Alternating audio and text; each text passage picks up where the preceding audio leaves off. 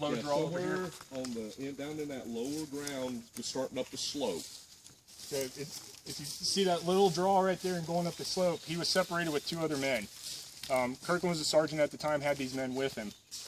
They realized that they were being pressed back. It was the fire was just too strong. The Federals on the top of the hill were laying it into them pretty hard, and there was even one regiment equipped with revolving repeating rifles. And it was too much. And upon realizing that, the other 2 men started to fall back with him. Kirkland decides to take one more well-aimed shot, and while doing that, he's hit in the chest.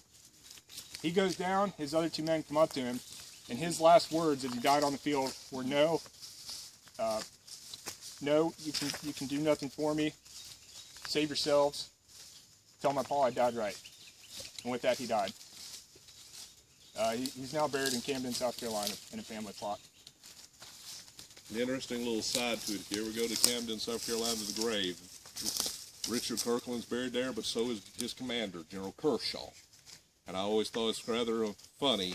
Kershaw's grave is much smaller than Richard Kirkland's. So it's one soldier's who's earned this reputation for this act of mercy at the Battle of Fredericksburg. That reputation gave him a higher prestige in a lot of ways than the general who commanded him. And you will always find a canteen full of water draped over that tombstone. Kershaw had very high regard for Kirkland.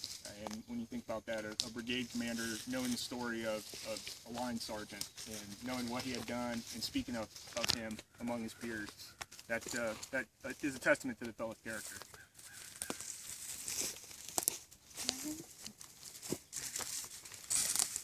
When the 2nd South Carolina reformed down on the road, they began to build sort of makeshift defenses because at this point the Federal Army was then pressing them. And during this advance, at one point they made it to within 20 yards of the South Carolina lines, and they proceeded to open fire into their lines with multiple shots over and over again with their infield rifles. And they said they stood there undismayed and poured volley after volley into their enemy lines. During the second assault on this hill, the men of 2nd South Carolina were engaging the men of 21st Ohio who were armed with Colt repeating rifles. They're getting cut down pretty well. As the Federals began to retreat up the hill, a cheer rose up from the lines over here, and they said,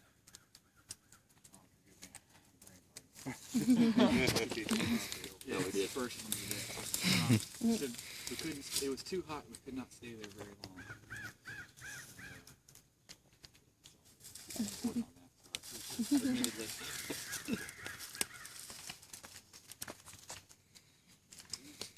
And there was Lieutenant Colonel Gallard, who after the 2nd Federal counter-assault was quoted to have said that as the Carolinians fell back down, regrouped on the road, Mississippians along with them, the men stood fast like a rock.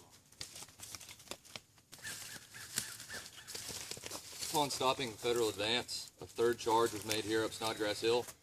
At that point, both sides were low on ammunition, and the fighting subsided and the Federals began to withdraw. As stated previously, we're portraying men of Kershaw's brigade, and Kershaw himself is quoted as saying that the struggle at Snodgrass is one of the most gallant struggles he ever saw. Colonel Morton C. Hunter of the 82nd Indiana wrote of the charge of Snodgrass as, quote, the most terrific and determined attack that I ever saw. An unknown soldier leaving behind a quote for his throat of the attack that the rifle fire was as thick and piercing, going through human flesh, through trees and bones.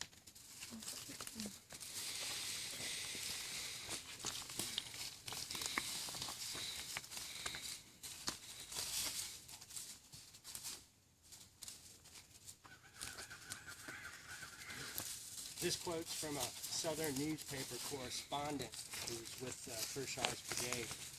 The thunder of artillery, the rattling, dispassionate musketry, the flashes of bursting bombs, the shouts of the combatants, the canopy of smoke, in which were seen the dusty figures of men fiercely struggling for victory, and prominent among them all, the keen, gray-eyed, imperturbable Kershaw.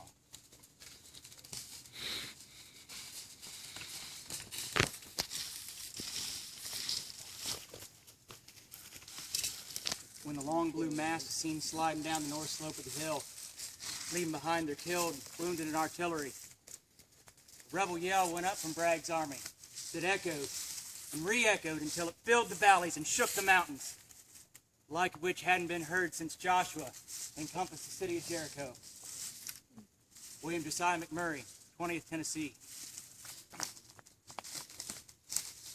The morning of September 20th, 2nd South Carolina went into action. 225 officers and men.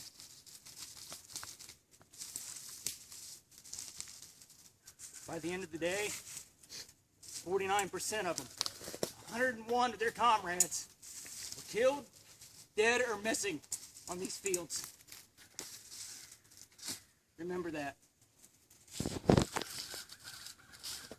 Men from Richland, Greenville, Sumter, Camden, Abbeville, Kershaw District, Lancaster, Charleston, and Pickens District all fell on these slopes in the 2nd South Carolina.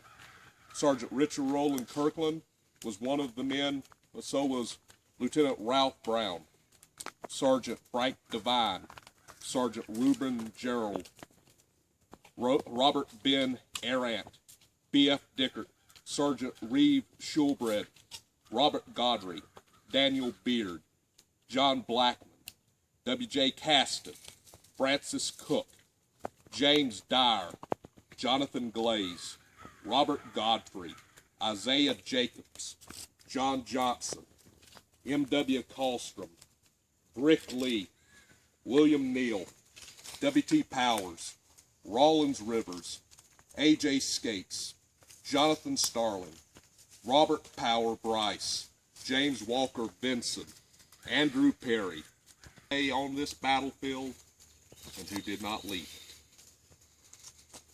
All these men had stories. All these men had hopes and dreams. Their life story, the book slammed shut on the slopes of this hill. Thank y'all.